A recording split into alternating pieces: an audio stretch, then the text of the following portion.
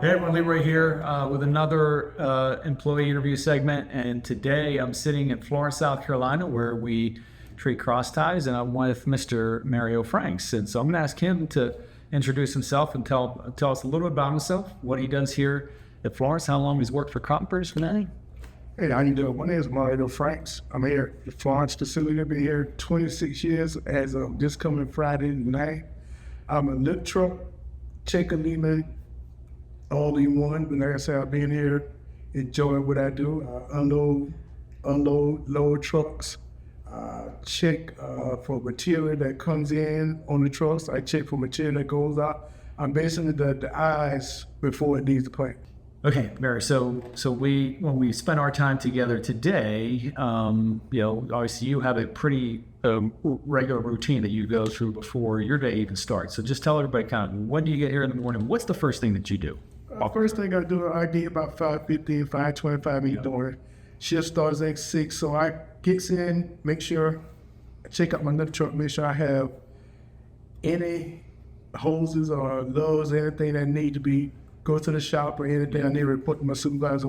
You're only as good as your equipment, right? So you got to make sure it's running well. Yes, sir. So once I go through my checklist, make sure everything's proper, meaning I go to the fuel tank for. Once I finish that, I get my supervisor. Okay. And I make sure what trucks I have for the day, what's different department, what I'm at, what they plan to run. So basically, he'll give me a floor plan, what we're going to run. So basically, I go through the day, 23 different tasks I'm going to do. Okay. As the day goes on. Okay, so your supervisor gives you the game plan of what he's looking to tackle today, and for you who have done this for quite a while, it's second nature to you. So when he tells you, it's pretty simple and straightforward. But to the folks out there, you said like there might be 2 or 3 different things that you're going to accomplish that day. Give us an example of some of that.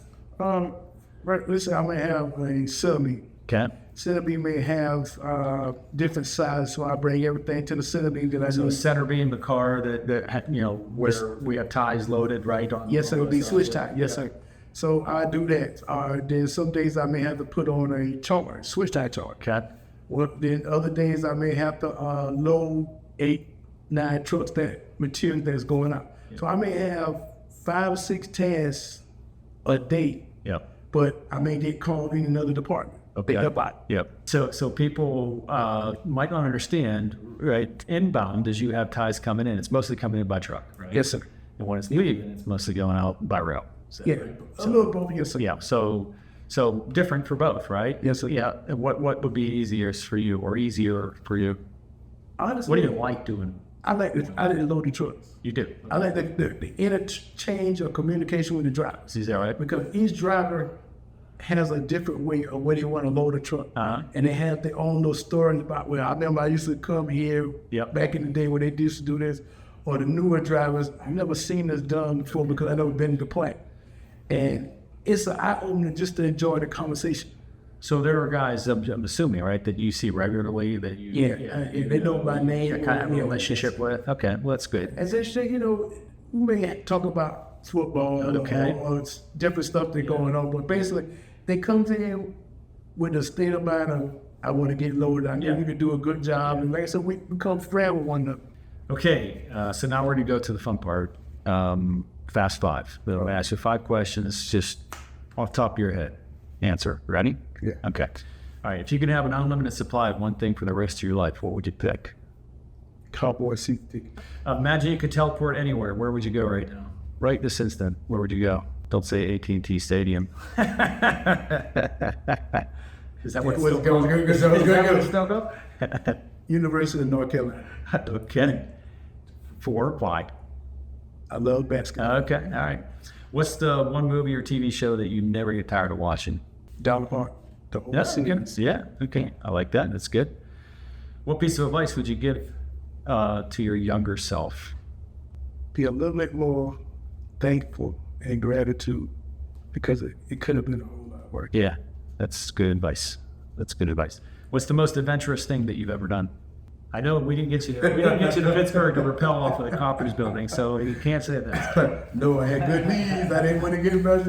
I just said, my daughter tricked me to get on the slide at or this, Yeah. to lay down on his water slide. More slide. Okay. And I think I really did win.